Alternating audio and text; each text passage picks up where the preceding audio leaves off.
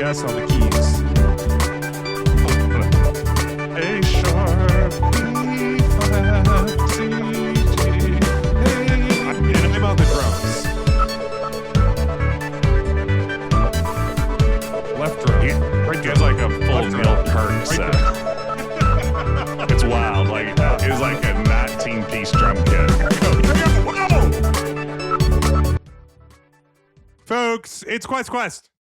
The Adventure Game Podcast. Merry Questmas. Merry Questmas. All right. True to whenever we record this podcast, we spoke for 45 minutes before we started the episode. Have you been sitting on that the whole time? No, it just felt like the thing to say. It's not in the script. I mean, I sent you my draft script. and I reviewed it, and I hope you saw the edits. Yeah, I mean, they were extensive. Well, punch your shit up. That's why I have you. You're supposed to write in my jokes. I'm kind of mean to you, I think, sometimes on this podcast, but I think it's just because that's the energy that I have, and mostly like my punching bag is Grayson usually. Yeah. Without Grayson around, someone has to like take your anger, and I guess that's me in this case. But I will say I do understand that it's the character of Ben who is like going rough on the character of Jess when you do that. Like I don't assume that is. I don't take it personally at all, I guess is what I'm saying.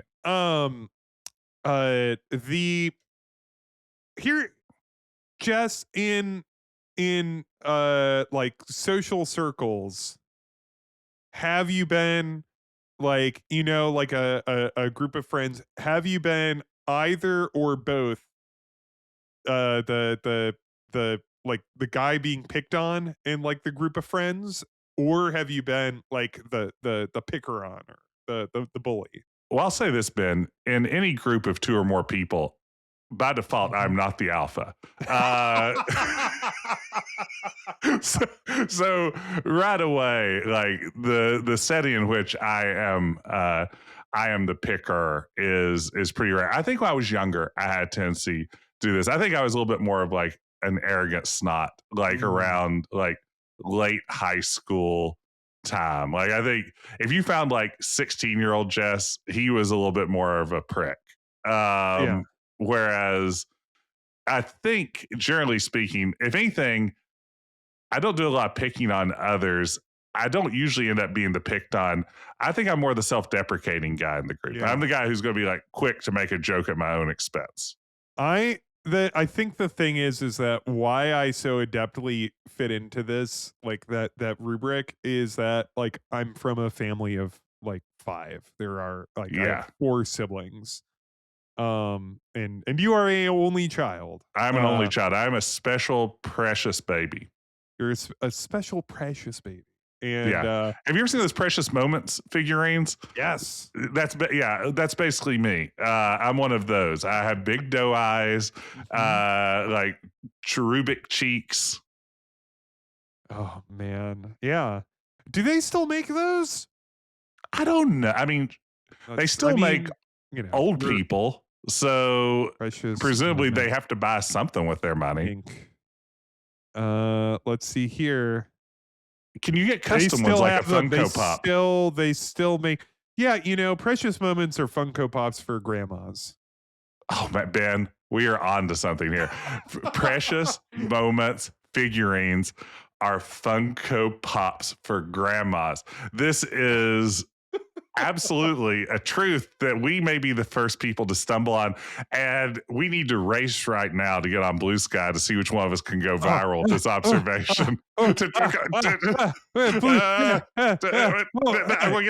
the new post button. Precious Moments figurines are Funko Pops for grandma. Oh no, grandmas. All right, Control Enter. Done. Oh, they're perfect. They're back to back on that timeline. What I like about this is that I went lowercase. That's probably what's going to win you, because yours has more shitpost energy with the lowercase. Yeah. Like yours feels like, mine feels too constructed. Like I've been like sitting on that for months, and like I was like, oh, I think this will really do well on December 11th. I beat you by 7 seconds, and I invite the listeners with Blue Sky accounts, to be like to look this up and see, I guess, in half a week when this episode goes up, who got more likes. I think it will be Jess. Yeah, I mean, You have considerably more followers and my network of bots that are going to really amplify this. Most of my followers are also bots. Yeah. I have, but they're fighting hard for democracy. Yeah, they are. They're a lot of people with several hashtags as their bio. That like, it feels like I'm joking or like making fun when it's like, it's bios which are all just like hashtag resist, like hashtag never Trump, hashtag like, and then, but it's like, no, that is like, you go through. I just do not believe that. I just don't believe it. I don't want to do like real-time metrics here, but I have 1 like so far, and I see that you're kind of trailing behind at 0. Oh, fuck off. We'll check in throughout the episode to see how our tweets are doing. Yeah, we'll check in. And what's great is when people listen to this, they can then go back and pinpoint the exact moment we were recording. This is rare. I actually have mine only 4 seconds behind you. So, man, 2 likes. How sad would it be? Because I had the thought, it's like, I could show Jess. I'm going to hop into my group chat, tell them to like my post. We should retweet each other's posts too, just to make it. Yeah, that's the next step. Yeah, let's do this. Let's retweet each other's. You have 3 likes. Fuck off. Oh man, I mean, oh gosh, there's another one. Oh yeah, thank you to all my followers out there for appreciating this original thought I had 4 seconds after Ben. I'm the one that said it, and when people listen to this podcast, I'll be vindicated. But I set it up for you. Like, I put those 2 words in proximity to one another, and I mean, it's like, yeah, congratulations. I put a delicious salad in front of you. I don't have a retweet. You poured one on the other. I don't have a reskeet. I'm not seeing it from you, but I held. Oh, you did reskeet me? I reskeeted you. Oh man. Well, I'll return the favor. There you go, Ben. You know what? I'm going to like yours, even though that actually hurts me. I'm not going to like yours. See, that's the alpha energy. That's there it is. You miss by not having siblings. Jess, what have you been playing? I've been playing a demo for a game I just actually purchased for realsies right before the stream. Have you heard of Light Up the Town? Light of the Town? Light Up the Town. Light Up the Town. No. Let me look this up. It is an adorable, cozy holiday game. So the premise is, you are an adorable, young, anthropomorphic ferret whose father every year strings up all the Christmas lights and decorations in your small Colorado town. And he's recently injured himself and can no longer perform this task. And it falls to you as his son to decorate this entire town for the holidays, string up lights, put up candy canes and other decorations. Ben, this game is so adorable. It's so cheery. It's so cozy. Looks very cute. I am tempted. I might get this demo. Where did you hear about this? I think that it was either Polygon or Kotaku had an article about it, and I was like, oh man, that sounds right up my alley, because it kind of is a cozy game in that way, like a power washer simulator kind of, just that sort of like, looks like that. I mean, and the controls are very nice. Like literally, you just point somewhere on the screen, and your otter just grows one end of his light string to it and it automatically attaches to whatever you point it at. So it's very low key and it's just beautiful. I mean, stringing up holiday lights, and it has like a nice cozy glow to it all, just warm and friendly. It is a very chill game. I think for holiday season, if you want to just low-key game. Now, granted, I haven't played the whole game. It could take a very dark narrative turn with a father who's, you know, on crutches or something. Who knows? I mean, hopefully he Tiny Tims his way out of it. Yeah. But yeah, I don't know. I can say from the demo though, it was enough to like, yeah, I'll drop a few dollars on that. Yeah, it's not that. It doesn't look that expensive. But no, it's super charming. It made me want to play more of it. And I would recommend it to anyone looking for that kind of cozy holiday vibe. Very melancholy in a sweet way. Well, that sounds great. Yeah. Ben, what have you been playing? Jess, so this weekend, for the very first time, I did, with a group of friends, a escape room. Have you ever done an escape room? Ben, I am a big escape room guy. How is it that I didn't know that? Yeah, I did one just weirdly enough on that cruise I was just on a couple of weeks ago. They had an escape room on the boat that I tackled. This was interesting because I did it with a bunch of strangers, which is a new experience. But tell me about yours. How was your first escape room? I can't believe you haven't done one before. So I've done escape room video games. Yes. We've done one together. We've played them, you and I. Yes. That was a stream some years ago. And so I've played that was from, I think, Escape Simulator. I think Escape Simulator, Escape Room Simulator. It was I can't called remember which Escape one. Simulator. Yeah.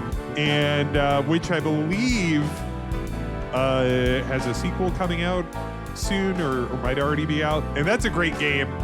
And then there was another game called Escape Simulator 2 came out in October, so I'll have to check this out. Wow. Because that first game was quite good. But yeah, I played a lot of that. I played a lot of, I believe it was called Escape Academy. Yes.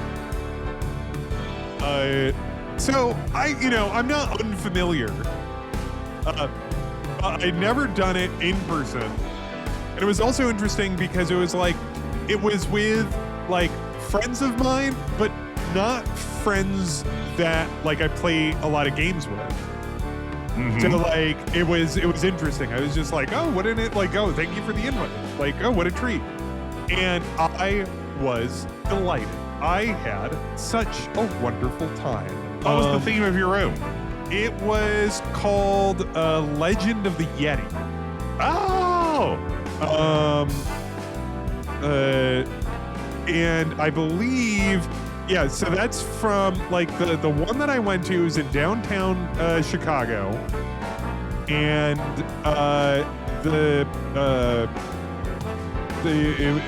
it's called the Escape Game, and I think they have this is a franchise. They've got a bunch of them. Looking here, yeah, they've got locations all over the country. And we are going to bleep out that name in case they choose not to pay us for this this mention. Please go ahead. Yeah. So, maybe I'm sure that Escape of the Yeti is in multiple spots. But yeah, it was very it was a lot of fun. And doing it in person and not on my computer or Escape Simulator, at least the first one. I don't know about the sequel. Also, you could play in VR, and it was kind of similar to that, but kind of not. It was just such a fun little treat. And it was also fun, when you got to go into the next room with new puzzles. Yes. The discovery of it. Yeah, like it's like, oh, we get to go in here. What Yeah. about this? And then, and because it was like my first one, and one of the people in our group, like, she was an escape room veteran. She like has a Excel spreadsheet which like she tracked all of the escape rooms that she had been in, and like notes and how she rated them, and she had a great time with this one. But like everybody else had done a couple Yeah. in real life escape rooms. So I was like, I feel that like if you scored by percentage of like helping out, I was probably like in our group of 5, like maybe 50, like, 10-15%, I was going to ask, like, what role did you take on? Because I can say for me, like, when I'm in an escape room, as much time as I've spent in my life solving puzzles and adventure games, I am usually not at the forefront of the puzzle solving. We're not puzzle boys. We're not puzzle boys. Yeah, I mean, if it's like you want me to like discuss the narrative or something like that, I mean, sure, yeah.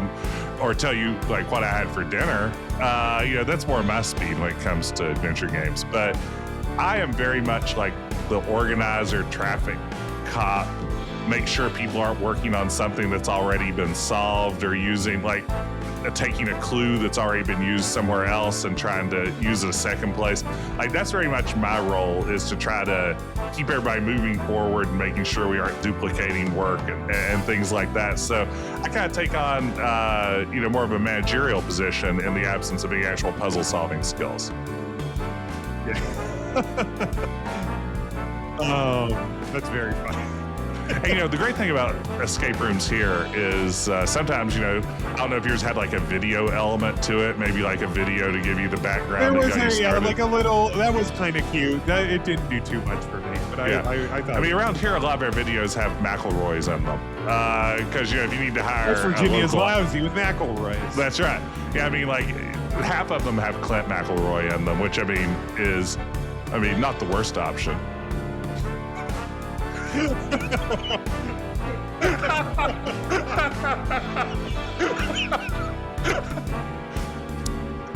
Continue. No, I mean, I love them. I mean, I've been doing them for several years now. I have my crew, my friends Joni and Damien. My wife and I are usually the crew. We oftentimes take children with us, which creates an additional layer of difficulty of how do you keep the children from contributing so much that you fail to complete the escape room. So it's about somehow giving them something to distract them while at the same time you're solving puzzles. But we were successful on our cruise. You guys did win, I take it. We did win. It was we won with, it was like, I think like 28 seconds left. Oh wow. One of our first ones, we had like a nail biter. And that's really fun. Like that is it was literally like someone's fumbling with the lock at the end, and it was like, oh, if I can't get this in, we're not going to get out of here. And that's pretty exciting. Did you take photos holding silly signs and stuff afterward? We took some photos on we took a triumphant photo at the end. Good. Well, no, I'm glad you're into escape rooms. It was an absolute treat. I wouldn't call myself an escape room skeptic. I just was kind of like, like I played it on my computer, and like, I'm sure it's fine. But like, I don't know. Like as always, in person, it is a very different experience. Yeah. And let me tell you, Ben, if you're looking for an even better experience, go back this weekend to the same escape room. You will wreck that shit. I would not be surprised if I forgot everything. That would be me too. It's like, I wasn't standing over here when they solved this one. What does this magnet do? Yeah. It's always magnet. Just standing in the lobby of the escape room place and being like, hey, does anyone want anyone? Hey. All right. Anyway, we gotta keep this moving because there's something really important. There's some unfinished business. Last week we received a communique from Francisco Gonzalez, our sandwich correspondent, which ended with a cliffhanger. and I believe we said this on the podcast. I certainly have said this on the Discord, the link to which is in the description. We do, and this is God's honest truth. We have not listened. These play live for us. You're getting a real reaction, and so I'm thrilled. I've been waiting all week to hear what this is. Also, I want to note that I he edited it and sent it back. He's like, "Oh, wait, there's something else." And then like sent me like revisions. This is why he's the best in the business. This is why he's a sandwich correspondent. All right. So anyway, without further ado, let's hear from Francisco Gonzalez, Quest sandwich correspondent from coming in from London, England. Foggy London Hello, town. Quest. This is Francisco Gonzalez, your official sandwich correspondent, and today I'm reporting from sunny London. I would like to tell you about the sandwiches that were available at Adventure X. They had some nice sandwiches in the green room. They had fish platter or something or other. They were all right, but I have a special guest with me, none other than Dominic Armato, who you may know as the voice of Guybrush Threepwood if you're an adventure game nerd.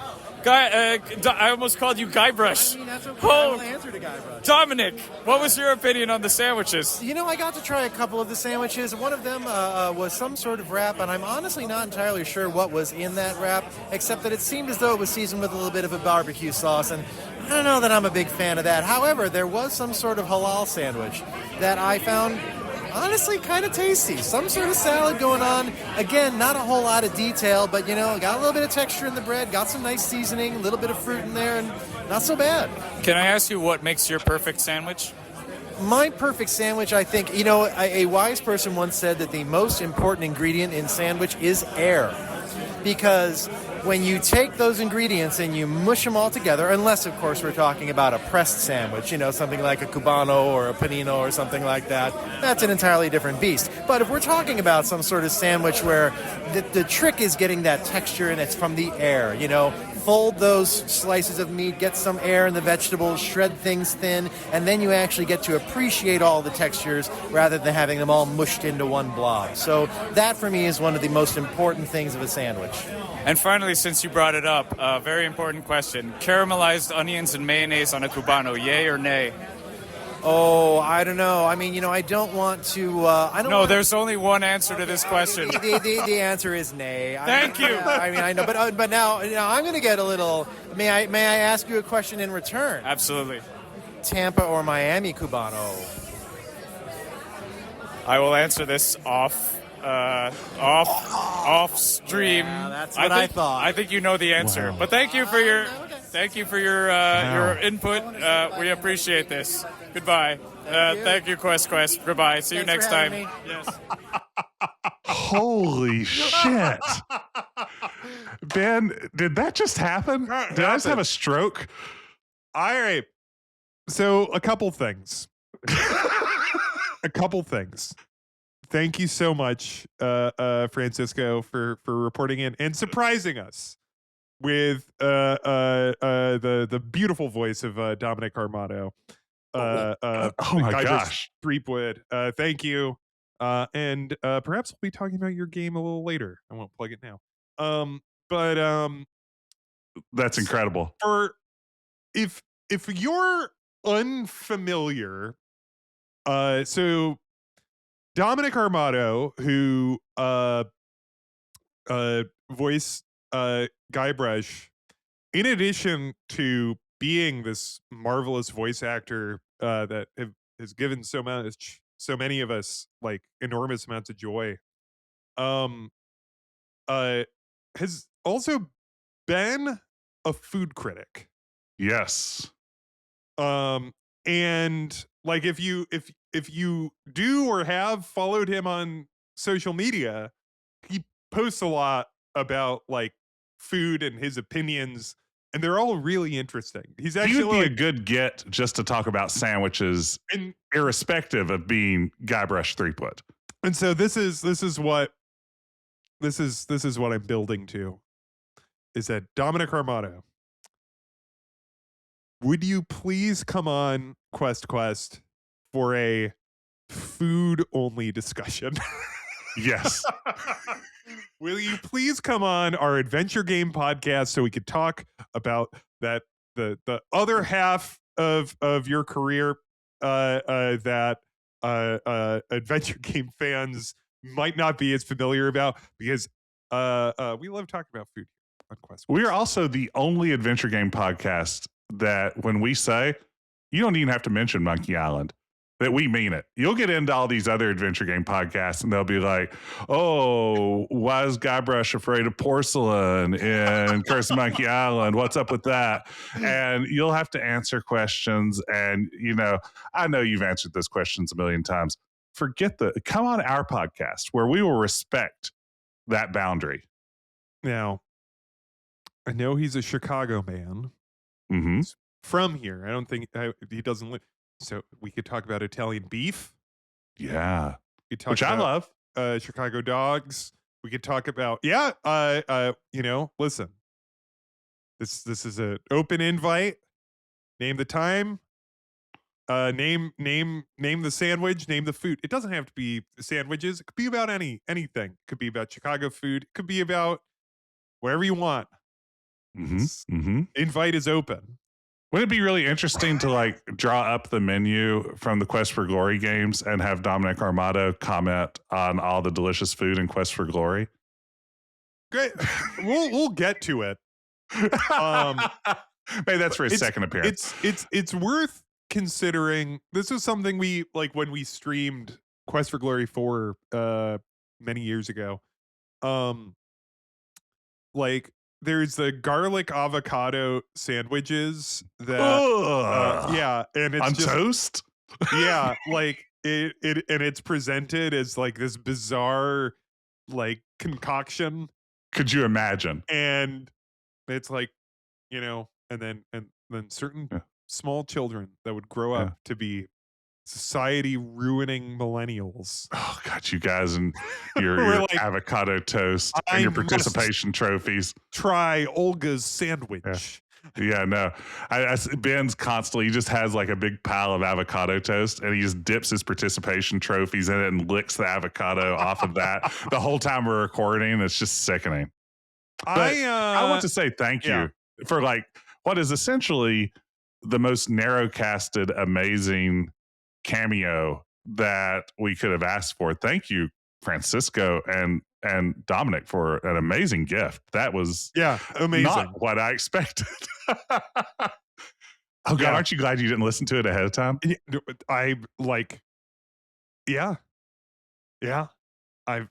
Of course. I'm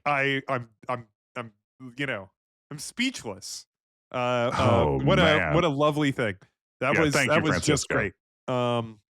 And it's gonna be hard to top that. I love a good regional food variety rivalry, because I've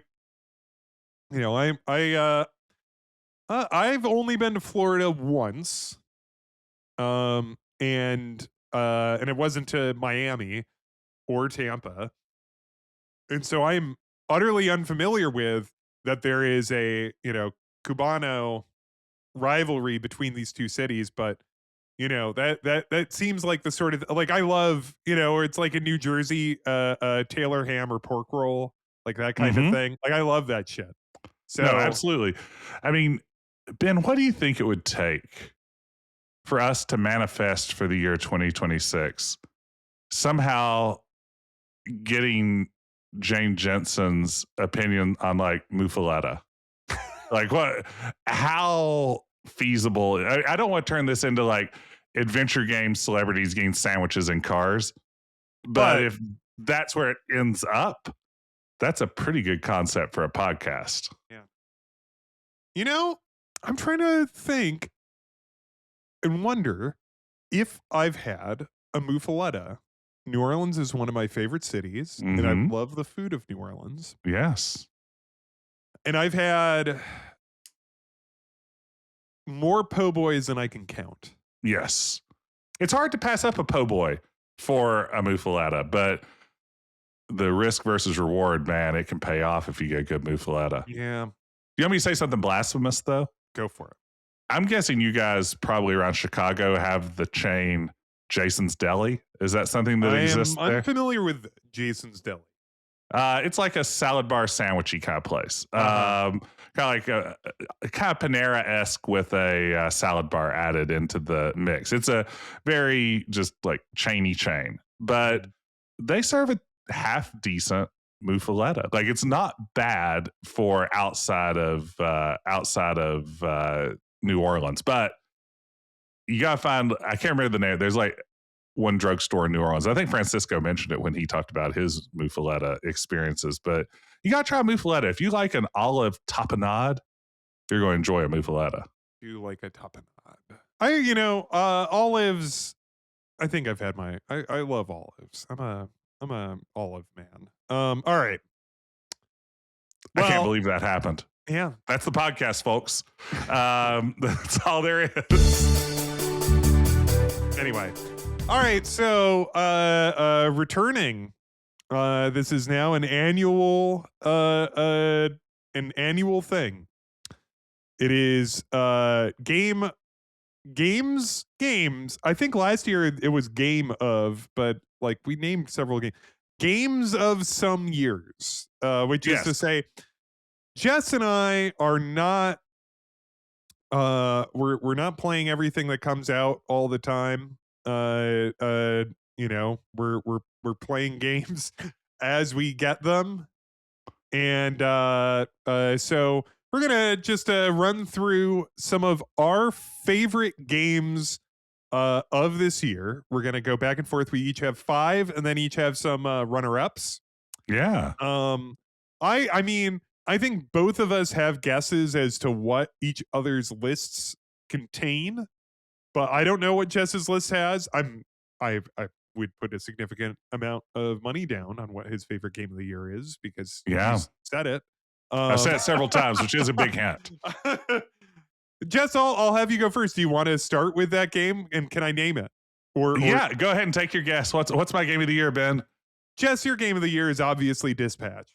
My game of the year is Ad Hoc Studios Dispatch. And I've talked about this on the stream before. I think the last time I talked about it, I had not completed the game yet.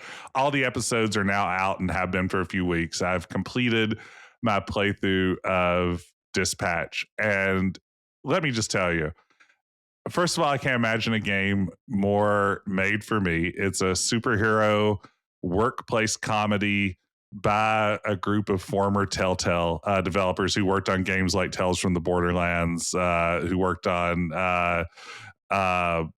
Wolf Among Us, some of Telltale's other titles that I really enjoy. And it is just an incredibly charming game with a really beautifully told story, and does the Telltale magic of giving you that impression that the choices you make are having an impact on the story in a really neat way. And I know this because apparently I messed up so badly. I got such a bad ending that it's hard to find other people online who got as bad of an ending as I did. So that's funny. Yeah, I managed to, and like, did it ruin your enjoyment getting, or did it detract? I mean, obviously this is your game of the year. So no. But like, did you feel any like that you lost something by getting this bummer ending? I kind of liked it. Like let me really? Without going too far into spoilers. Yeah. Because I haven't played this. I didn't even watch you stream it. I don't know. Yeah. I know I know about it, but I don't know a ton about it. Yeah. You play as a former superhero who is now working at basically a private superhero security company as a dispatcher. So your job is to send out their team of superheroes to people who've paid for your service so you can save them from various superhero type threats. So, and the team you're in charge of is a group of former villains who are all trying to redeem themselves and become heroes, which is kind of charming. Would I be is there a little bit of like a Venture Brothers flavor to that kind of thing, would you say? I haven't watched Venture Brothers. I think this can't has come say. up. So someone let me know. Yeah, on the Discord or whatever. Does it But have like kind of a Venture Brothers flavor? yeah, That might pull me to it. but my ending, basically, I spent a lot of the game trying to like pour mentorship into a character and like really try to set them on the straight and narrow and help them like overcome their past. And ultimately, it didn't. They didn't redeem themselves, and there was a betrayal, and it was sort of shocking and unexpected because I really thought I'd made headway in this direction. And in a way, I was kind of like, that's weird that I got that direction because I really felt like, and it's possible to make this a successful redemption. But for me, I think what I kind of liked about it was it's like, oh man, that's kind of interesting narratively, the ending I got, because it's just like, yeah, I poured everything into trying to help this person and still, for some reason it failed, which feels like it sets up an interesting opportunity if there's a sequel and it's able to follow up directly on that in some way. I don't know. But for me, that weird ending didn't really take away much from it. It's beautifully written. It has an amazing voice cast. Yeah. It has Aaron Paul and a bunch yeah, of what the Critical Role the people. critical, yeah. It has rapper Thought Squad Oh, cool. putting in a really good performance as a character who herself is a pop singer in the game. It's really good. It's a fantastic game. I really recommend Dispatch. Ben, I think you might enjoy it. But then again, I thought you might enjoy Tales from the Borderlands too, and you hated it. So what do I know? Well, my problem is that I played Tales from the Borderlands 2. Oh, well, yeah, that's different. Yeah, I've scanned my list, and that is not on there. So, and one thing I'm going to note here also is that this list of games is we're going to include adventure games, and but this isn't limited strictly to adventure games.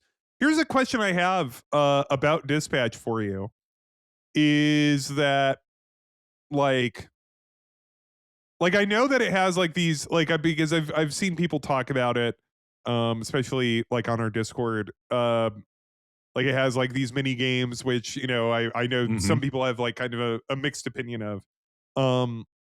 Does it do much? Do you feel like it is a meaningful evolution of like the Telltale formula, or is it just a really good version of what they did? Like I think back to like Walking Dead, where you would have like the bulk of the game seemed to be the dialogue interactions. Right. But then like it would cut away and it's like a little scene where you're like walking around in a small area. This is the first one? Yeah, and I think all of them do little bits of this, like where you might be like walking around the farm in the first game in season 1 of Walking Dead. And, like you move a plank and you find an item, and you do some like really simple, like I'm in an adventure game. All of those elements are gone from Dispatch. Okay. But what replaces them are these mini games. The most maxi of which is this game by which you have to dispatch or deploy heroes. Part. Yeah, and I mean it's pretty elaborate.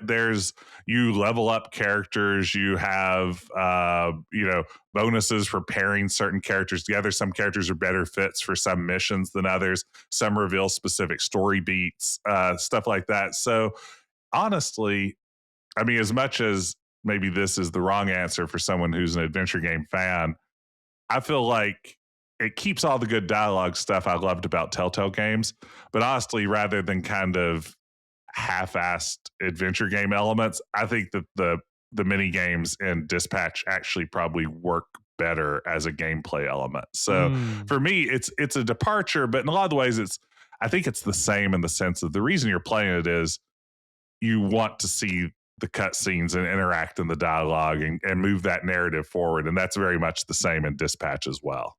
Cool. Well, good game. And Dispatch was a massive hit. Yes, a shockingly massive hit.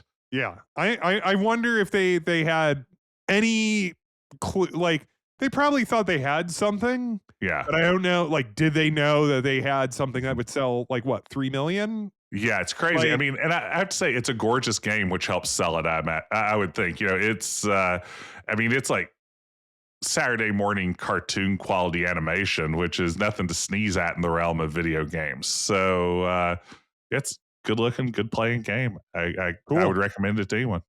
All Ben, right. tell me about your first game.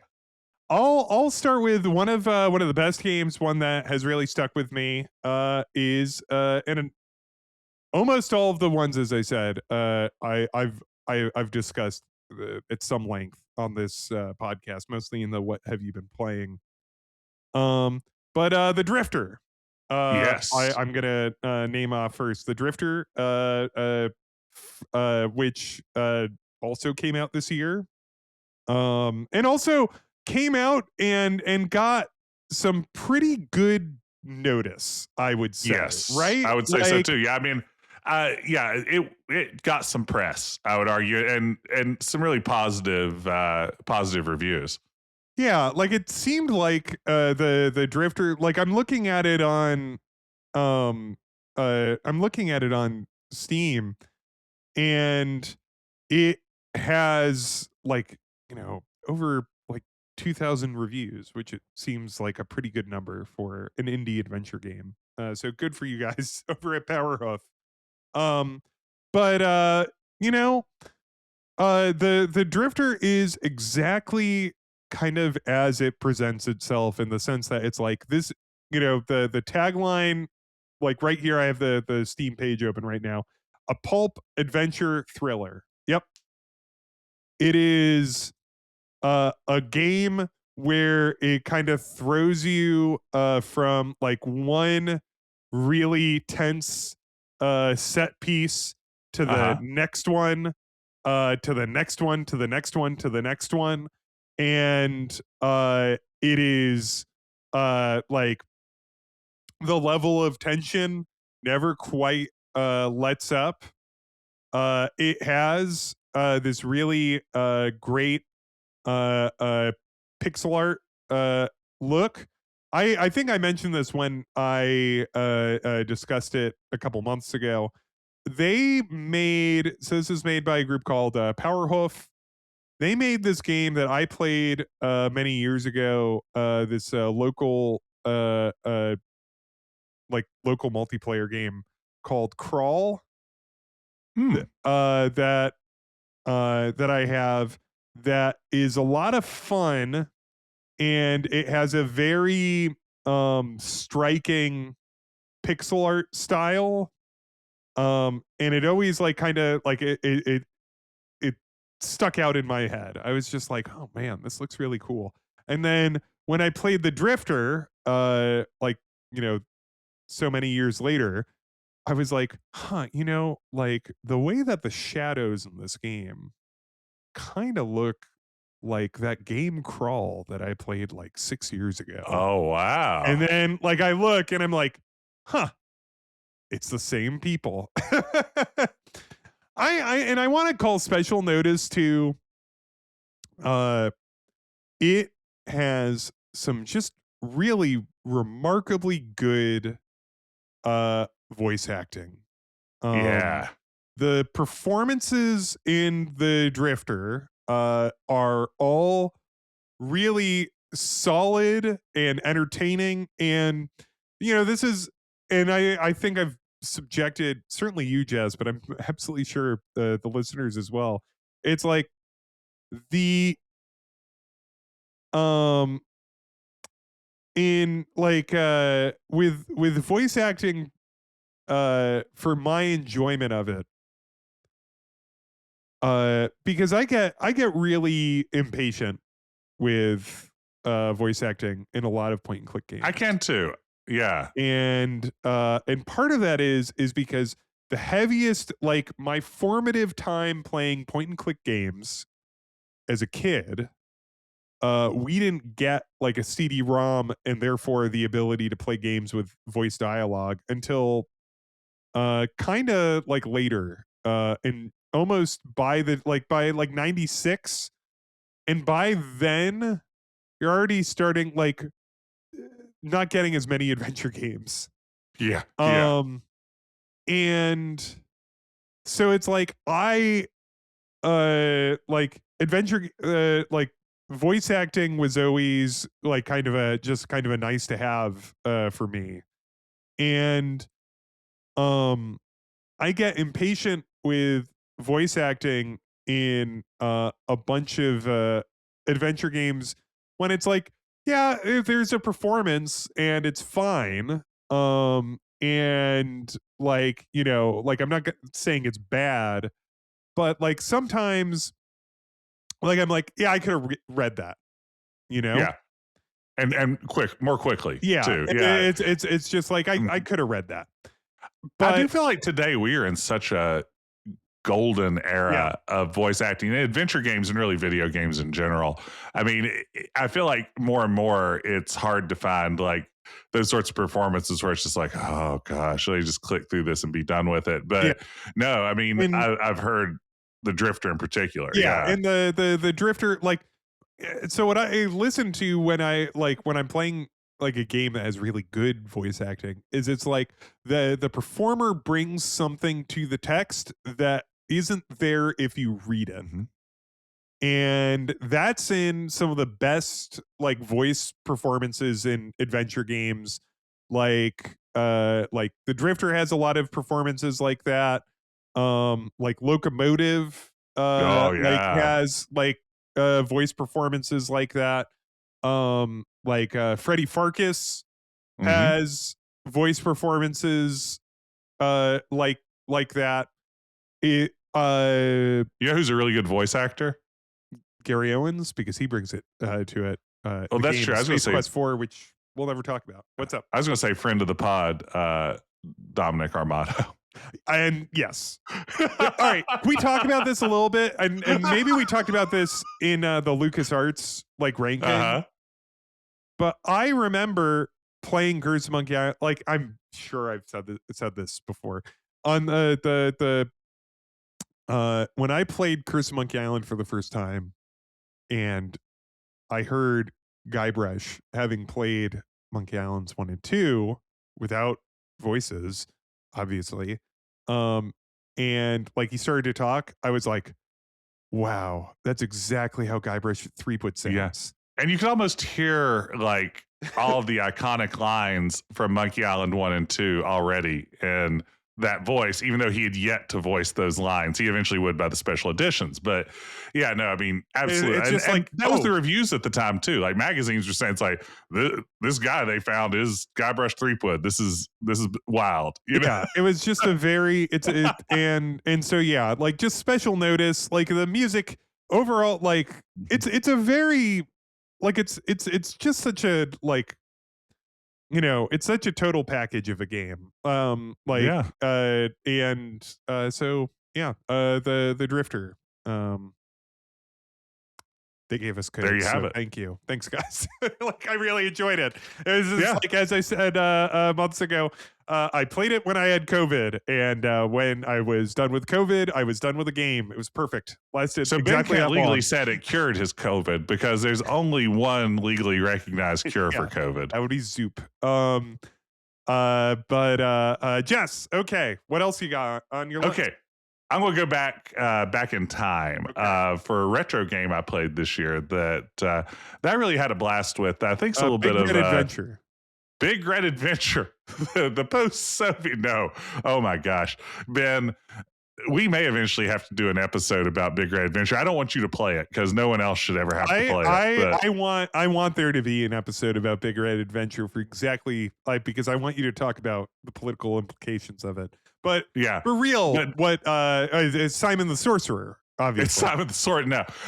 An undiscovered gem, I feel like, from 1996. Muppet Treasure Island, the adventure game. I played that at the time.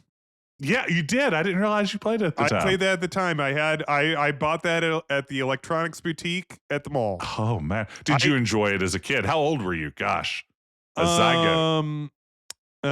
So because that was like I think it was actually Mark, my little brother's game, like, but obviously we played it. Yeah. I mean, we really enjoyed it. Like it was, I think for us playing, so I would have been, what year did that come out? That was 97? 96. Okay, so I would have been 10. Yeah, And which Mark I would have imagine been is a 8. good Muppet age. And yeah, I mean, loved it. I saw that in theaters. Did you see that in theaters? No, here's the silly part of the story. I haven't seen the film. You know what? It's fine. It's Yeah, not. I mean, there are people who love it. There are people out there. You're making a lot of listeners angry right now. No, I mean the listeners that disagree are incorrect. Like it's fine. It's not Wow. bad. It's not it's not like a terrible film or anything like that. But it is like especially the thing is that there are much better Muppet movies. What's the best including Muppet movie? The best Muppet movie is the titular Muppet movie, I think. Correct. I think that's the right answer. I don't. That seems beyond question to me. Yeah. Like there are people who love Muppet Christmas Carol, and I would put Christmas Carol. I would put up there. I don't know if I'd put it at second or third, but I would put up there because Christmas Carol is great. Have you seen that? Yes. I also saw that in theaters. I saw the post. I saw the 3 immediate post Jim movies, which were Carol, Treasure Island, and From Space, in theaters, and I would say that kind of diminishing returns on each one. But I and I'm not saying that Treasure Island's a bad movie, because it's not. It's very entertaining, and of course, Tim Curry. Yeah, I mean Tim Curry. Yeah, I mean the Anyway, game. so talk about this game. The game's super charming. I streamed this for the first time earlier this year, and it is sort of a delightful mix between like baby's first adventure game, which is appropriate since it's an all ages title, and sort of that glorious era of here's a multimedia CD-ROM toy. Yeah. Like if I click on this drawer, it pops open and something springs out of it for a sec, just like, except it's Muppets, which is even it's cooler. Muppets this time. Yeah, which is great because you click on something, maybe just like Gonzo wanders on screen and says something about how he wants to make love to a chicken or whatever. Yeah. Yeah, he's always saying that. Like, oh, I'd love to make love to a chicken. Yeah. I'm Gonzo. I think he has a song about that in the Muppet movie. Yeah, absolutely. But I mean, it's got that sort of vibe going for it, which I find immensely charming. The Muppets as like adventure game characters work really well. Yeah. I mean, it can be nonsensical, it can be silly, it can be meta, it can be all the sorts of things you want there. Tim Curry is in it, of course, as Long John Silver. It's maybe not his most famous video game performance, but he is Tim Currying it up, and that is all you need. I mean, man, what a resume that guy has in video games, though. Gabriel Knights 1 and 3. Yeah. Muppet Treasure Island. What else? Red Alert. Oh, fuck. Yeah, Frankenstein Through the Eyes of the Monster, isn't that his also? Command and Conquer. That's I mean, that feels criminal. That feels. I mean, that's iconic. That. Yeah, that's a iconic. Very iconic performance. Yeah, but no, I mean, it's just like a really fun game, and pirate games are fun. I mean, it's it may be the best non-Monkey Island pirate adventure game ever made. Well, Jess, I think you should watch Muppet Treasure Island. Where are you at on the Jason Segel Muppet movie? I saw that in theaters as well. Yeah, and me too. I remember walking. I actually, oddly enough, I had this conversation earlier this week. Like, what sort of adult lives are we living, Ben? But I remember I saw it. Like, there was a lot of like trepidation around it, right? Like, the early reviews were positive, so like I very cautiously going in, but with good, like it's like kind of, and I remember seeing it and being like, yeah, that was not bad. Yeah. And what I could tell you now is that I've never felt the urge to watch it again. Yeah, I would agree. I thought it was fine at the time and haven't. I mean, I will say, Man or Muppet, wonderful song. There's a couple good songs. Not There's a Brett McKenzie. couple like Yeah. yeah, it's not I certainly wouldn't I think Treasure Island's better because it's more hmm ridiculous. And of course, the Muppet movie Well, is the best. here's I think and this is kind of hard for me to fully say because I haven't rewatched this movie, so I haven't seen it since it came out in what, like 2011 when that movie came out. So that sounds ish. Yeah. Um uh the um I think it's a really interesting object lesson in um like the different types of latter day revivals because it is the type of like when you're looking at uh like a entertainment property being revived by like hardcore fans, Uh huh. there's a type of revival where the like the plot of it is that all of the characters were the coolest thing in the world because the person making Yes. it loved it Yes. as a child. Yes. And there's like a lot of revivals where that's the idea, like where it's like I grew up and like Captain Kirk was my absolute hero, hmm and so like he has no flaws. And then you go back and you rewatch, you know, TOS, and he's like kind of a schmo, like Yeah. um and so I think that to me, that's what I think about when I think about the Muppets is I'm like, it is a really good, it's almost like kind of like your best example of a movie made by a super fan who is going to make a movie about how all the characters are the coolest. Yes. Yes. No, I think that's fair. Have you heard about this new Miss Piggy film that's in the works? Cola Skull is amazing, so I have high hopes. I think Okay. I think listen, I'm in the bag A for Miss Piggy and B for like I'm gay. Like, I like Cola Scola. I Okay. I think they're really like just a really cool person. Yeah.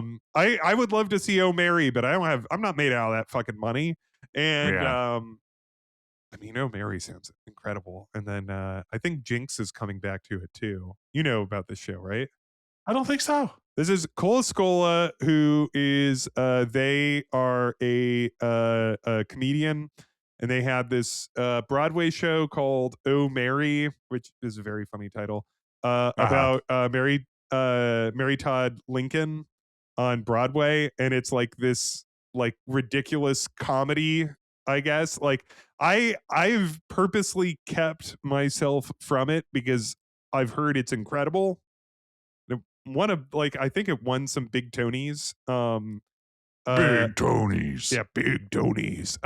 But since so they came up with the show and then they starred as Mary in it, and then since they've left, it's been kind of a revolving door cast of like very dramatic campy actors filling in. So you Hence have Jinx Monsoon. Jinx Yeah. Monsoon and you have Jane Krakowski and you Oh have man. like all of these like actors coming in who are like known to play like big and brassy and Yes. ridiculous. And so Yeah. it's like, oh man, I'd love to see it with Cola Scola, but it's like I'd also like to see it with Jinx Monsoon, who's hilarious. Like Jinx Monsoon is amazing. and so it's like yeah, so this Miss Piggy movie is in they're quite talented hands. So like, being in the hands of like a queer person who made like a really ridiculous kind of campy piece of theater art seems like the perfect Like feel like this a massive smash Broadway hit called Oh yeah. Mary is now writing a Miss Piggy movie. Yes, obviously that's going to be good. Like, Yeah, I mean, I feel like camp is a better tone than superfan Yes. for something like that. Yes. Like, I mean, if I had to choose between the two for Muppets, particularly, I would rather have like, I mean, the Muppets were already pretty camp in their original form. It's like just re-embrace camp. that. They're the show. Like the joke is that the show sucks. There's like Yeah, like there's like two people actively heckling. Like, it's and the guests usually don't want to be there. Like, yeah. It's not Their like, comedian oh, isn't funny. Their stunt guys' stunts don't work. yeah. Kermit has all kinds of. He's riddled with anxiety. Anyway, so my next favorite game of the year. Yeah, Muppet Treasure Island. It's a fun little Yeah. distraction. Sit down, play it for a couple of hours. If you love the Muppets, you'll love Muppet Treasure Island. It was a real treat for me this year. Just one I had a lot of fun with. So my next one, I don't know if I'm going to give a ton of talk about because I talked about it a lot in the last episode, and I'm also trying to convince you to play it so we could do a whole episode about it. Is Paradise Killer. This might be my Yes. favorite game of the year that I played, honestly. Wow, Ben, Which is that is crazy. And you're escalating from last week in a serious way. it might be. It might be. I have to think about it. I have to think about it because it's still fresh, Well, recap for our listeners if they didn't listen to last week, which first of all, shame on you. But we get thousands of new listeners every episode. So every episode is someone's first. Yeah. Paradise Killer is a whodunit mystery set on a island, and it is a game in like full 3D space. They're like where you just kind of like it's an open world where you wander around and find clues and relics, and you talk to people on the island, and they all give they all give a variety of contradictory answers, and then you find more clues hidden on the island, or like a secret passage or something, and find something to confront them with. And then once you've found everything, you go to a trial, a very dramatic and very, very entertaining trial segment at the end where you have to resolve all of like the threads that you've gathered over your quest. And it is not only very satisfying in the way that I just described, but it's also in this like just absolutely bizarre and strange world that they created. Like you play a character called Lady Love Dies. Like it's and everybody's name is all like kooky crap. And kooky. Kooky. And as I went into like elaborate detail last week, which I won't fully recount, but it's like it nearly bounced me early on because of the like the intense strangeness of it. I was just like, I don't know if this is my kind of game. And then as I played it, I was like, oh no, this is very much my kind of game. I love this kind of game. Who is this game for? Like, who do you recommend this for? Like, what games does this possible player like?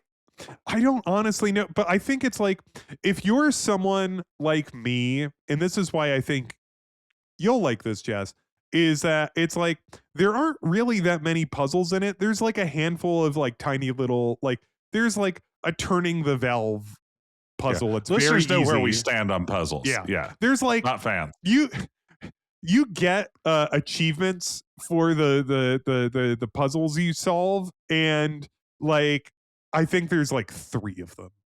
Nice. Like they're not very like there's a little like nothing of a mini game that you have to do to solve something, and that kind of feels like they were like, well, we have to have something. Yes. you know.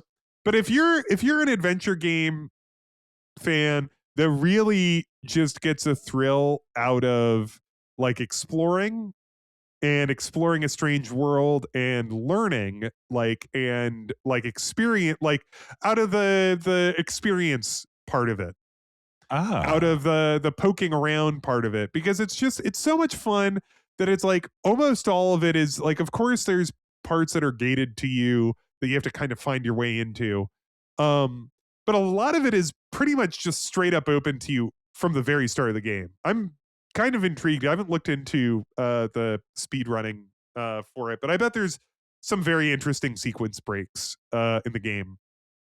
um but like it I just loved this idea of being in this big open space and just kind of wandering around and being like seeing something on the ground and being like, wait a minute, like that's a thing of blood, like, and then being like, oh, and then like, you look at it and then it's like, you look at your little thing and you see that now you have new conversation possibilities with like this character and this character and this character, Yeah. and it's like, aha, I've got to go over there. And so like then you sprint all the way over to the other side of the island. There's like some like fast travel in it, but they kind of make it a pain in the ass, which is fine because the game is wandering around. Yes. Yeah. Sometimes that's welcome. Like the game makes it kind of a pain in the ass to fast travel, and you can fast travel, but it makes it a pain in the ass to fast travel because it wants you to walk around and like just hoover up all the shit lying around. And like a lot of it is just like little world trinkets like that kind of fill in like this bizarre strange uh like plant, like I don't even know what to call it, like just the strange world that they've created for this game. Like it's just a lot of flavor text, but even that is interesting. And so it's like I found myself beguiled, I found myself pulled in because I just had to. Not only was I interested in the mystery of the game, I was interested in the mystery of this world, and I found it like, because it's pretty well fleshed out. And so it's like, at what at first seems like a bunch of like, kooky language all kind of coheres into like a whole of like very smart ideas. And so yeah, Paradise Killer, I really enjoyed it. Just a thrill. Was it You're my game of convincing the me, year? I Ben. don't know. You're convincing me. I mean, you speak very passionately about it, and I do enjoy a good whodunit. Now I would like to call timeout right now Okay. to see what the situation is on engagement for Precious Moments figurines or Funko Pops for grandmas, as posted by yourself and myself 1 hour ago. Okay, I'm seeing it. I'm and, seeing it. You have 3 comments, 1 retweet, which is me, and 9 likes. I have 1 retweet, that's you, no comments, and 7 likes. So not too bad at this point. Honestly, I would say adjusted for followers, follower inflation. You are far outperforming me right now. Yeah. I'm gonna note that Snake like Grayson has liked both of them. I mean, that's classic Grayson. Pick a side. You know what I always say? If you stand for nothing, Grayson, what will you fall for? Yeah, pick a side. Exactly. But anyway, yeah, Paradise Killer. Like better, your dear friend for several years, Ben or me? All right. Jess, it's my turn. Yeah, it's your turn.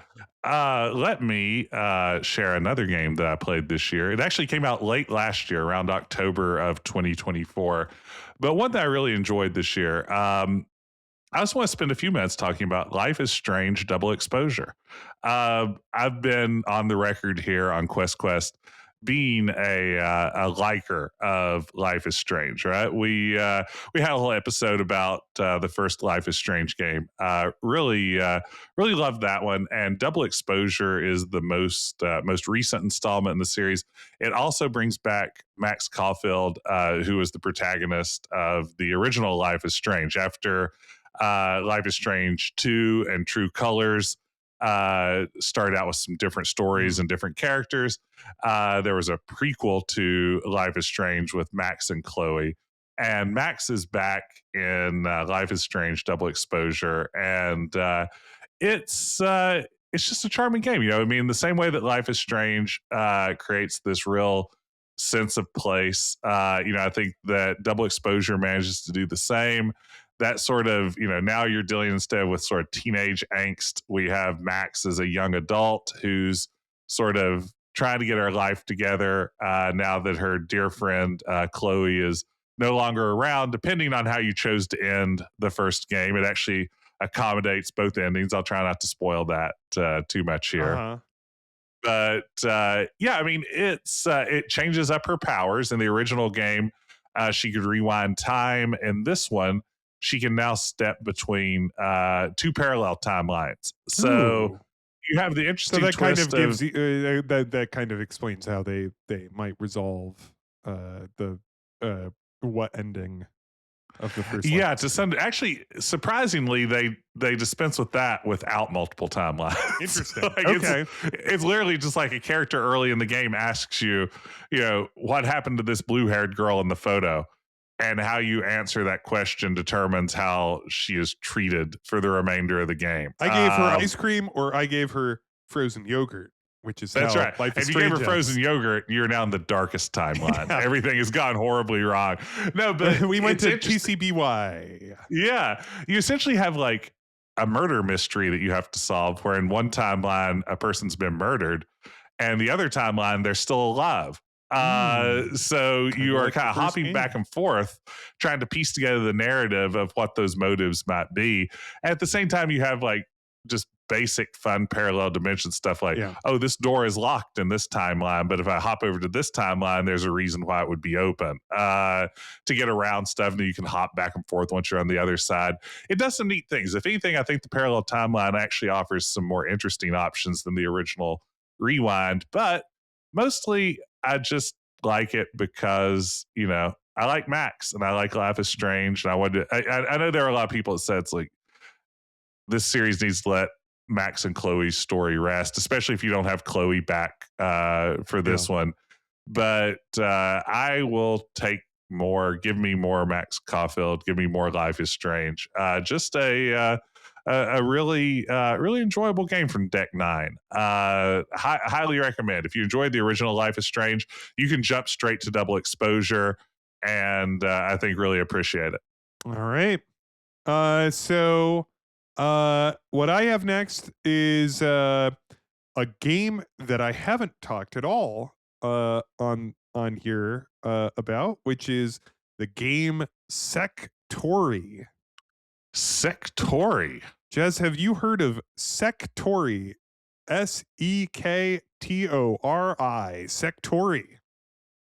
Oh man, that name sounds familiar, but I know nothing about it. Sectori is a game. It came out very recently. It came out this year. It is a new Geometry Wars. Oh. It is what if we made a Geometry Wars in 2025? It is and I believe that it is done by like folks who worked on it. Or It's like neon punk, it looks like. I'm digging the look of it. And it is like I really enjoy Geometry Wars because I'm also like, I love if folks know anything about me, I also love arcades and I love arcade games. Yeah. And and while my arcade game will always be pinball, and that will always be like where I go, and I'll only spend a little bit of time on the cabs. Um, the I do, if I'm going to play something else, um, I am I love your twin sticks games, Yeah. starting with Robotron, Mm-hmm. which I believe was designed by the great Eugene Jarvis. And then of course the forever classic Smash TV, Yes, which is that's just one that one sprung to mind for of me. big money, big prizes. I love it. Like I, and so the original Geometry Wars is really great. Like I've said on here, I really like jokingly, it is a Sierra game. It does have the Sierra label on it. Mm-hmm. Geometry Wars 3. Sectori is first off, it is hard as shit. It is unbelievably difficult. It does not let up. And I'm still just playing on the baby difficulty. I'm playing on the difficulty for small children. Um Mm-hmm. Mm-hmm. uh I probably could and only aspire to that. it here's the other thing with like this type of game is I'm generally not great at them, but I still love them. Uh what what they do is uh so in, I think, starting in Geometry Wars 2, definitely in 3, they started to add like that you could add upgrades to your like little, geometry triangle shooting around. And but that was in like you would pick up little things and then you would buy them, and then that would apply to like the next level that you went to. What Sectori does is that you pick up the same little things. It is very obviously, it makes no bones about being similar to Yeah. Geometry Wars. Like it has very, like, there are some enemies that are just like, yeah, I remember this fucking thing, that one that runs away from all of your bullets. Oh, that fucking guy. In Geometry Wars, they were the green pinwheels, and this there's something else. Anyway, um in this it trades buying in between each level, and replaces it with, do you know Gradius, the Yes. shoot 'em up I Gradius, only know where, Paradius. Yeah, it's not I know Gradius. and in Gradius it has that you pick up power-ups, and you can either immediately cash them in, or you can pick up more power-ups, and the Mm-hmm. longer you hold you get a better power-up, like you can bank them, and then, Yes. and so it goes for that instead. And so it's like you're constantly hoovering up little pellets that can upgrade your ship. And it's like, well, do you like, I think the first thing that you could do, and they stack up. Like I think each you can add like 5 to, Yeah. it's like, do you want to upgrade your speed? Like how you get score, and then like, there's all sorts of it. You can also it gives you this ability to have like this physical attack. Like I think you can like slam into stuff. I forget what the game calls it. But you can rack up combos in doing that by like, there's a certain way to like hit like certain things that Mm-hmm. charge one to the next, to the next, to the next. It's just like such a really well realized, like it has, as they say, good game feel. Like it just feels like it's a very well put together and thought out version of this particular hard as nails twin stick shooter. And it also has like, that crazy, techno music that you want for this kind of game. So yeah, Absolutely. Sectori, I'm really enjoying it, and it will never be like, I doubt I'll ever beat it. But that doesn't Ben, you matter. should believe in yourself. You should believe in yourself. Okay, well then I do. I will beat. But You can do this.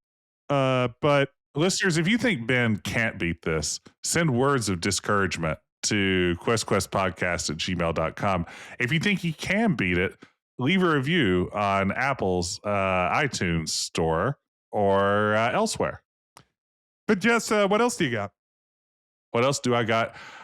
I am going to talk about a game I've probably played more than any other this year. And Ben, you like to give me shit for this. But the fact is, here in the year 2025, I'm still hooked on Overwatch 2. Oh, wait, what? Overwatch 2. Yeah. I mean, I'm literally You're wearing wearing an the Overwatch t-shirt right now. Yeah. Yeah, I mean, that's probably a good clue. Is it Overwatch 2 or is it just Overwatch? It's Overwatch 2 now. They had the like very controversial thing where they sunset Overwatch 1, promising a sequel that would have a extensive PvE mode that then wasn't ready at launch. So they basically just relaunched Overwatch 1 as Overwatch 2 and then eventually canceled all the PvE content. So there was never any need really to make a sequel in the first place. But you might ask yourself, why am I still playing this game? 9.5 years after it came out. And I mean, I went through a phase at launch for like a good 3 or 4 years where I was deeply addicted to Overwatch. And then I took a break from it. I'd kind of played all I felt like I needed to play. And enough new content had finally came out that I revisited it last year. And I think what I love about it is what makes any good Blizzard game so good. And it's simply that the mechanics have been refined to a point that the game runs so just smoothly and predictably that it feels like it takes a lot of the luck out of the game. And for me, it almost drills down to like, it feels closer to a contest of actual skill and teamwork. It's a rare game where I feel like if a team is all playing to the best of their ability, you really do get like a synergy that emerges where everyone is better than the sum of the parts there. And that, I think it takes a really well-designed game for that to emerge. Like I feel like in a game that's the Blizzard thing, right? Like that's right. That's the Blizzard thing. I mean, in a sloppier game, I think that it comes down to some players are really good at it and they stomp players who are less good at it. Here, I feel like it's so well made that you can really just create a different level of play that is very rewarding to me. Like when I'm with a team that's clicking, it is without a doubt an Overwatch match the most satisfying video game experience I've ever had in my life. Do you have people that you play with anymore, or is it just you? These days, I'm mostly just solo queuing during ranked matches, building up my rank. I'm about to hit platinum, Ben. I don't know if that's, Does that get you into like the premium lounge or some shit? No, that's like the best of the bad ranks. So even I'm one of the best shitty players in Overwatch these days is what he'll say. But no, I mean, I mostly solo queue. I don't really have a crowd of people who I play with anymore. I have a few randos that occasionally I'll run a match or two with, but that's kind of part of the fun too, is having to adjust to different team dynamics. And for me, that's satisfying. Like a lot of people couldn't care less about working with a team. I kind of like, if I see a team's not working, figuring out what I can do on my end to improve that teamwork by switching characters or strategies or reprioritizing targets and things like that. For me, it's really rewarding. It's a level of sort of gameplay depth that, again, when it's clicking, there's not a whole lot better. Also, I mean, they're adding a lot of new content to the game. Big new modes this year, 3 new characters. They have a waterbender guy now. They have a gladiator lady. All kinds of fun things with a giant sword, like one of those big anime swords she has to drag behind her. It's so big. Cloud or whatever. Yeah, like a cloud sword, like one of those spatula swords. Oh, Spatula City. Spatula City. Ben, did I tell you that I have tickets to see Weird Al next year? I don't Either think I did. you or someone else did, because I mean, obviously he's got a big tour coming up, Yeah. and I know many people, including Weird Al. My little brother, who I've brought up multiple times, like seeing Weird Al is like kind of a religious experience for him. Like Yeah, this will be my first time. I've never And seen him. I'm taking my daughter. She's very excited. I think I've mentioned before, for softball, her walk up music is Dare to Be Stupid, Oh, that's one of which always my plays. favorites. Oh, absolutely. And it plays great in the stadium as all the other parents are like, what's that? What is this kid like coming up to the plate with? And then she turns to them and goes, "It's a rather expert style parody of Yeah. Devo." Yeah. Well, to appreciate this, first you'd have to know a little bit about the work of one Mark Mothersbaugh, and then we can begin to talk And then about they why go- this is a brilliant. Yeah, they go, "No, I don't think I'm that familiar." And then she goes, "Au contraire. Actually, he's done an enormous amount of soundtrack work, so you've definitely heard his Yes. work. You've absolutely it's a- heard it." And they're like, "No, no, Yeah. no, no." And then Yeah. Are you a fan of Wes Anderson's films? Perchance? it's like, Yeah, "Have you and ever it's- seen the television yeah. program Rugrats?" Yeah, that's right. Do do do. Yeah, and like, yeah, and then the umpire's like, get in the batter's box or you're out, and she has to go back to the game. But yeah, no, I mean, it's yeah, we're very excited. I've always wanted to see Weird Al. Yeah. This is going to be like 12-year-old me's dream come true as Yeah. like 12-year-old kid also gets to experience Here's it. my Weird Al thought that I've been holding on to lately, which is that I just think it's just so great that it seems like the only thing that people have to say about Weird Al is what a nice guy. Yeah, Like, and I mean, perhaps it sucks that that's like a rare thing to say about someone who's been around for so long yeah, and is yeah. so beloved. But it's like, I'm not even saying that it's like, thank God he didn't say something like Mhm. really shitty about, like my friends, essentially. Yes. Like, Did you watch the Daniel Radcliffe? no, I didn't. I heard It's that was pretty quite good. I think you might enjoy it. But like, like not even that, but it's just like it always feels to me that everyone is always excited. Like those who know about Weird Al are always excited that he's going to come, and I think it's because he's a really good. I think a big part on top of him, by all accounts, being a mensch, is also that he's a good judge of exactly how long it takes for you to go. "Oh, it's been a while since I've heard Weird Al."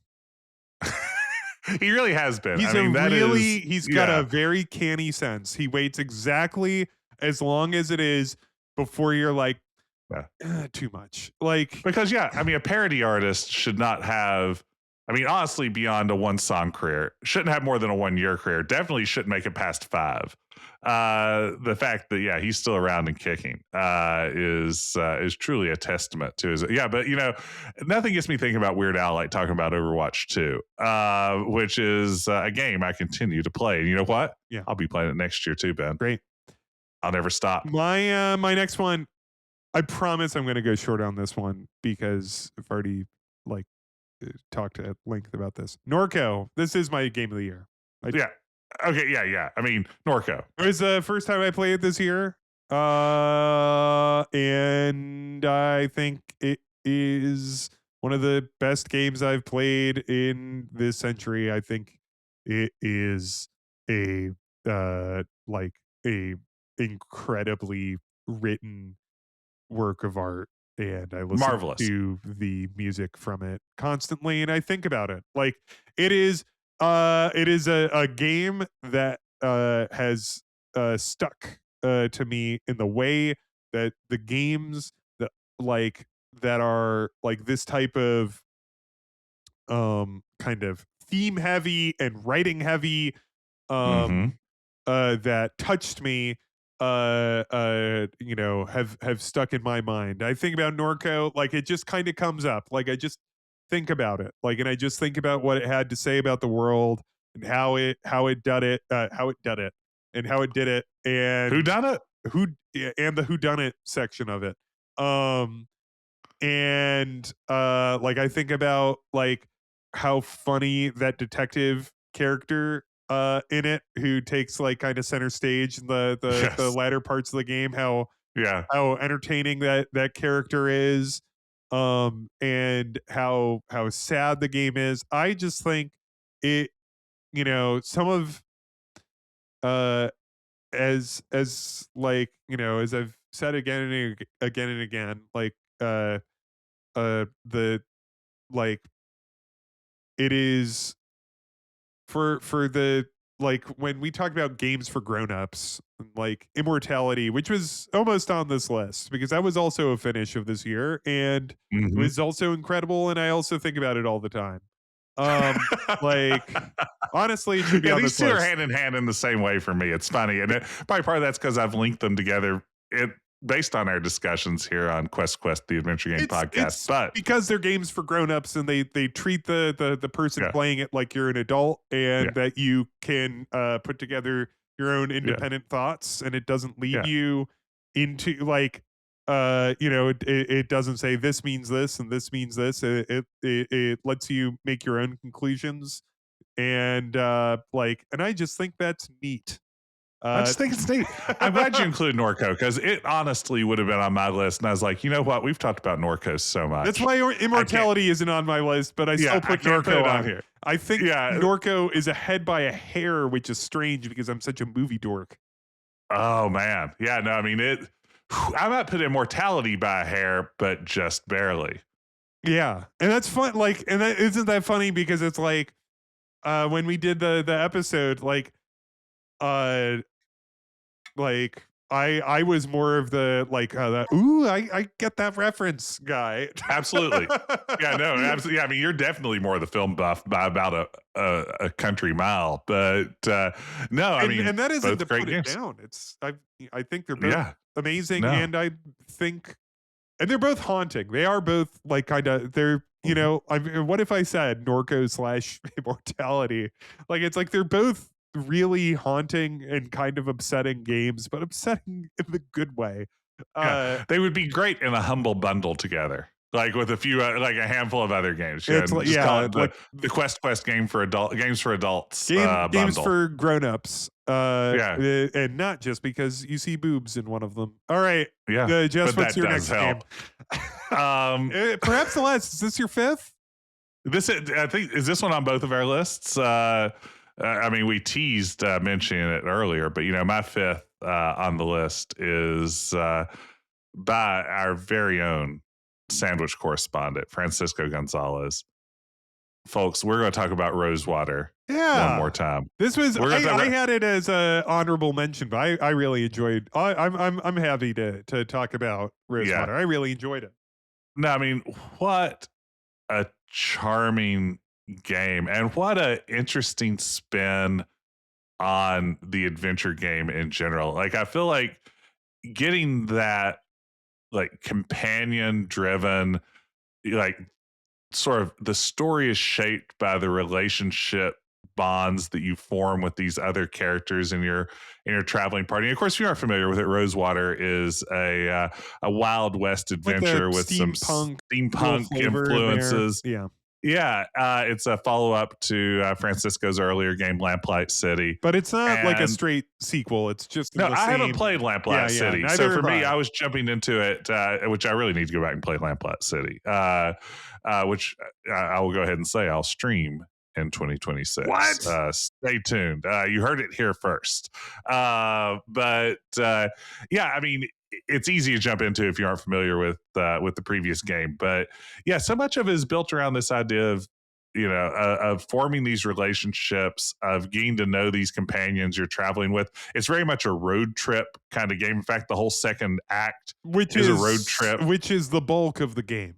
That's right. With some randomized segments, some of which it's like literally just a random whether you get certain segments or not, others of which are shaped by the relationships you have with those characters.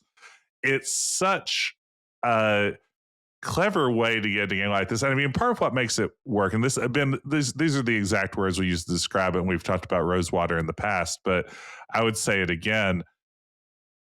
it's a cast of characters and a setting and a story that just makes it a really good hang. Yeah. It Yeah, it it's doesn't a have to be great much hang more. game, Yeah, and it doesn't have to be much more than a little vignette where you solve a quick puzzle or two and just enjoy spending some time with these characters and spending time in this world.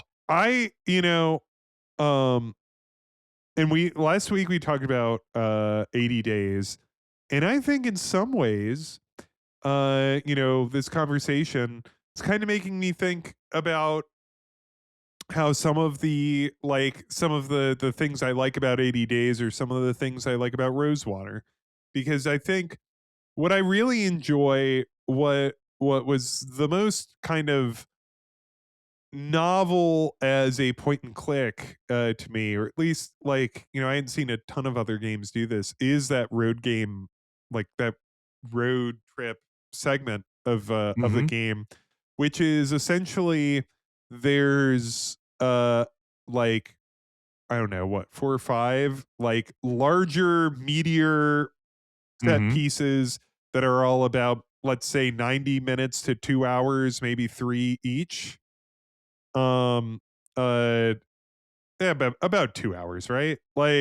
And then in between each of those set pieces that you encounter on this road section, there are like tiny little, as you said, like the little vignettes where it's like, oh, there's a bear, Yeah, how are you gonna deal with that um bear? and stuff like that. And I really had a great time with that section of the game, because I kind of love road movies, and that's kind of what I like about 80 Days too, is it's like moving from one little episodic like little vignette to the next to Yeah. the next to the next.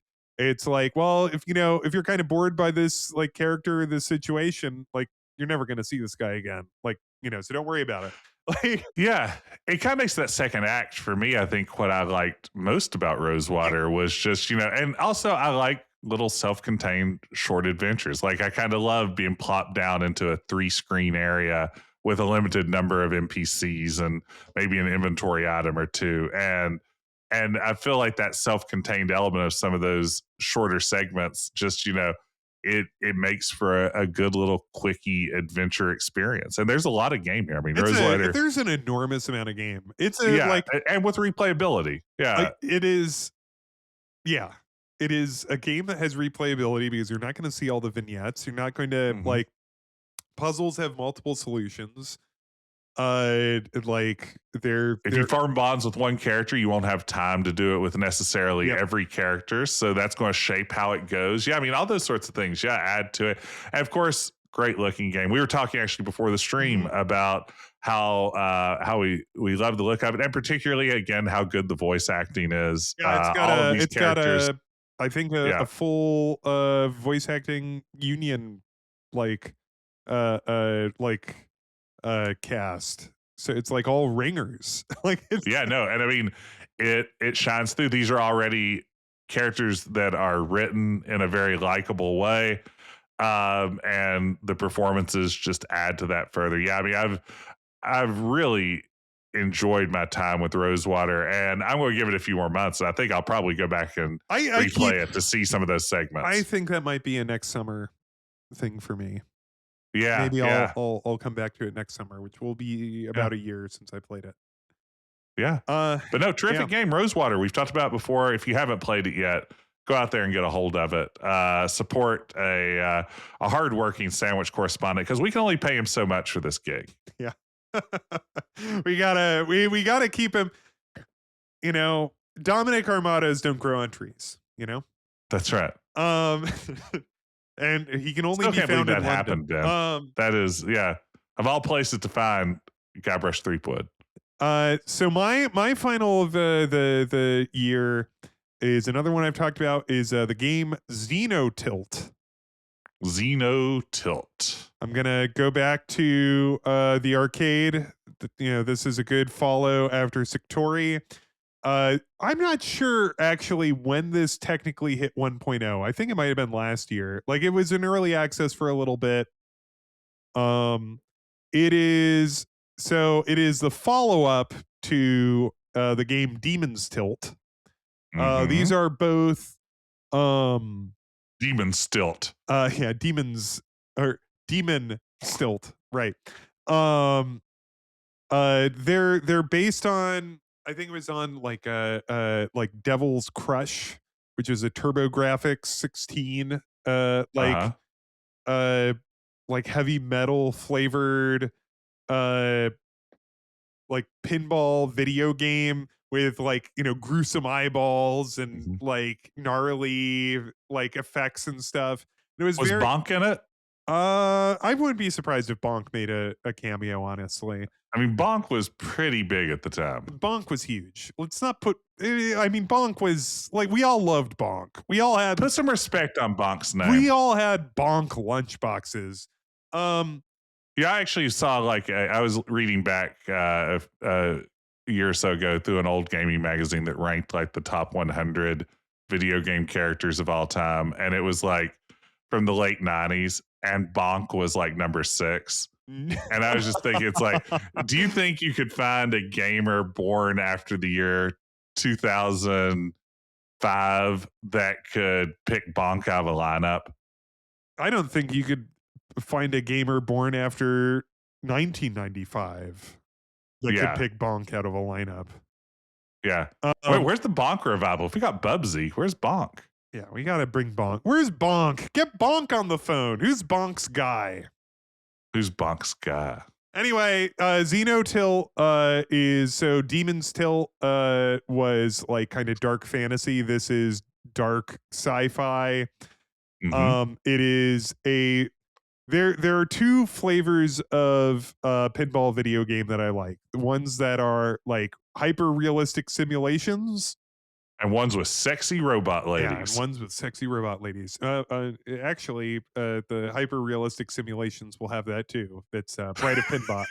Um, but or ones that like really lean into like a pinball machine could never do this. We're gonna have all sorts of Yes. kooky crap Yeah. happening all over the place. It's gonna look like, you know, it's gonna epilepsy warnings all over. And that is like Xeno Tilt, which I think is even better than Demon's Tilt, which I loved. Xeno Tilt, I think, is just like this kaleidoscope of vaporwave colors, sci-fi synth music, and incoherent like particle effects flying around your screen while you do not know what's happening. It is an absolute blast. I have so much fun playing Xenotilt. It's just a thrill every time I play it. Xenotilt hostile. I love this. This is its tagline: hostile pinball action, Oh man. which is a great. I think that's a really good tagline for this type of game. So yeah, I mean that takes us out of our top fives. I could just quickly run down my honorable mentions. Sure. I Pizza. actually think I only have one, so I Okay, can power through name this. name your one. You know, I wanted to give a shout out to a game that I played for the first time this year that I really enjoyed. LA Law, the computer game. Mostly because, first of all, It's capstone and not terrible. It's a capstone game. It's not terrible. And I think we need to recognize that. I think it's worth stopping to say that the makers of Beverly Hillbillies and Wayne's World put together somehow, improbably, a video game adaptation of LA Law, the television series. And it's pretty okay. It's actually kind of charming in some ways. And in a lot of ways, it's a courtroom simulator that's not that dissimilar from the Phoenix Wright games. It even has an objection button. It sort of, I think, I don't know, I'm sure it wasn't the first courtroom simulator of this sort, but it's an early one. And you know what? It is half baked, but at least it's an original idea that doesn't make you want to jump out of, you know, a top story window when you try to play it like the average capstone game. So I'm going to say shout out to LA Law, the computer game that I played for the first time earlier this year. Here are my honorable mentions. Pizza Tower.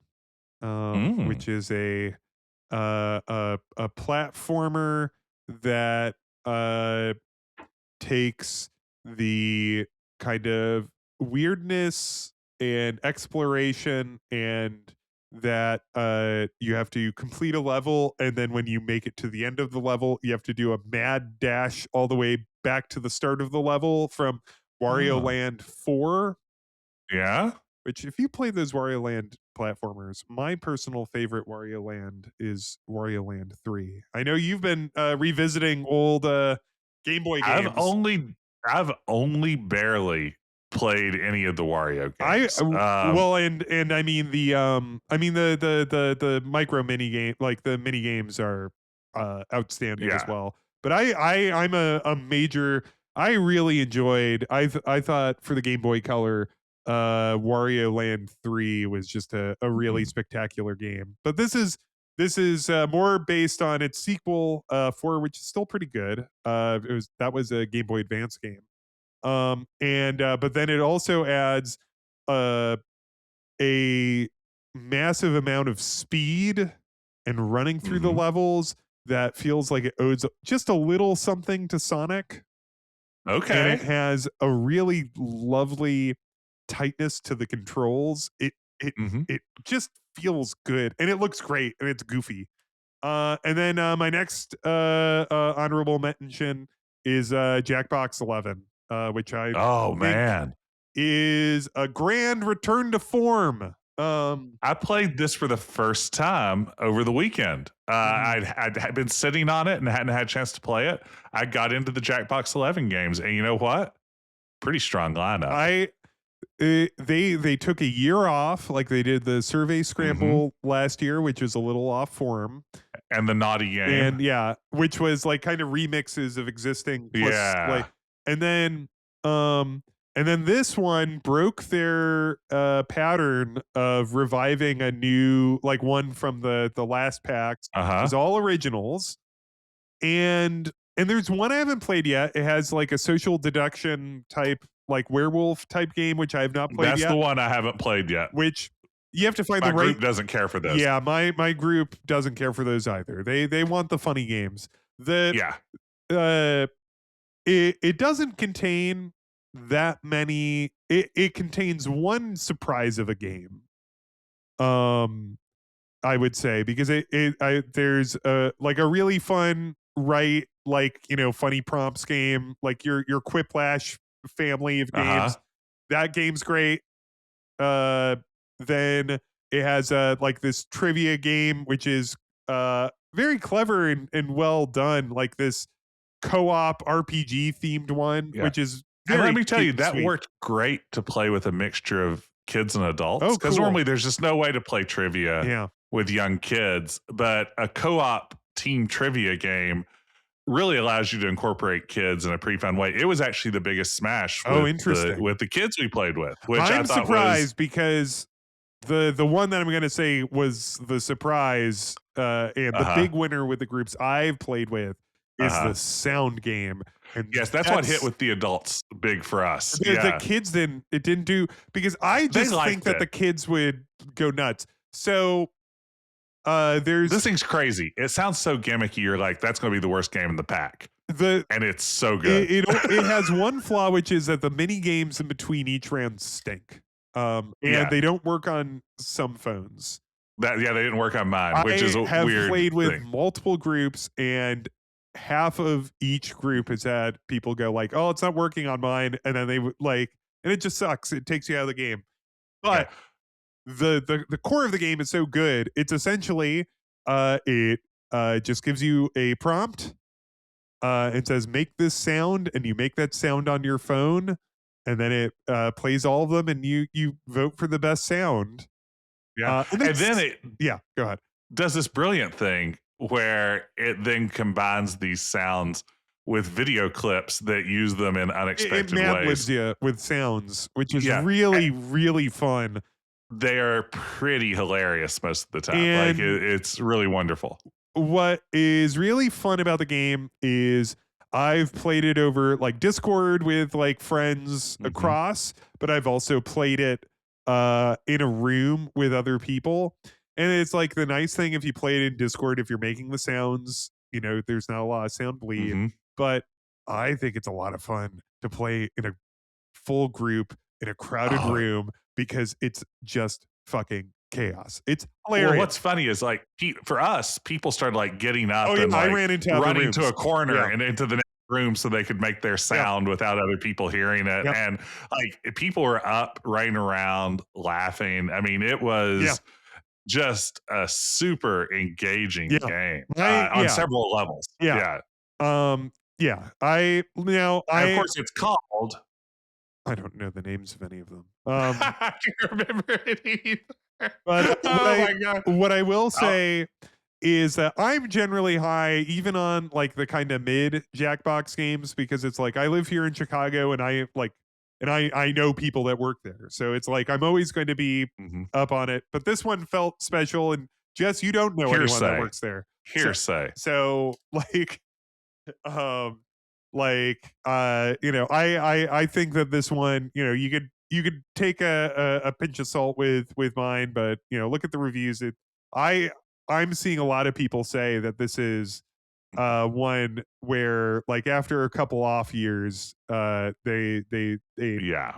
came back with a They really have a strong fun one. drawing game, Cookie Hoss, where you My decorate friends cookies. love that one too. Yeah, I mean, and it like I think in terms of graphically, in some ways, it's one of their most impressive ones in the sense that you can actually decorate cookies that look like they have real frosting and sprinkles and things like that. I mean, it really pulls off what it's trying to do in a funny way. But no, great party pack. I'm glad you mentioned that because that should have been on my list. It's also now one of my honorable mentions. All right. Well, Ben, can I have yeah. an honorable mention for a game you're playing this year? What? Man, I've been enjoying watching you play Blue Force. It's been a couple of years since I played it. Well, I mean, there will eventually. Obviously, that's going to be an episode. That's so that may be a 2-part episode. We that- can't talk too much about it right now. Yeah, Like- that I don't think we can do in like an hour or two everything we have to say about Blue Force. It is such such a fun you know, it's such a fun sign off to Jim Wall's cop games. Yeah. But you know, I don't want to because this is absolutely getting its own episode, so I don't, you know. Yes. Jim is, you know, he holds a very special place in my heart as a game designer. So I can't I you know, my lawyers are telling me that I can't say too much more on this matter. Yeah, no. Absolutely. But what a game. What a game. It gets an honorable mention from me. All right. Well, thank you so much. This has been Games of Some Years, Game of Some Years, The Games of Some Years 2. Some years games? Yeah. You know, if you enjoyed this, tell your friends. We have some really exciting episodes coming up in the Oh man, we really do. yeah. You can send us an email at questquestpodcast@gmail.com. Please rate and review. That helps people find this show. And join us next week when we talk about Space Quest 4.